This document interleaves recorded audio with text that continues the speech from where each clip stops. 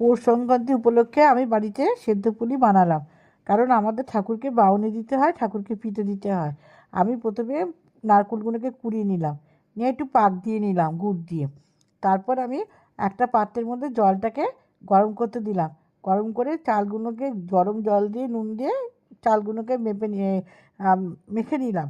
মাখার পর আমি পুলিগুলোকে নারকেলের পুর দিয়ে পুলিগুলোকে বানালাম, বানিয়ে একটা বড় পাত্রের মধ্যে গরম জল ফোটাতে দিলাম।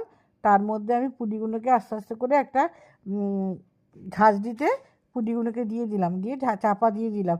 মিনিট 20 পরে পুলিগুলো সেদ্ধ হয়ে গেল। তারপর সেগুলোকে নামিয়ে ঠান্ডা জলে ধুয়ে ভালো করে রেখে দিলাম। তারপর গরম গরম খেজুরের গুড়ের সঙ্গে পরিবেশন করলাম।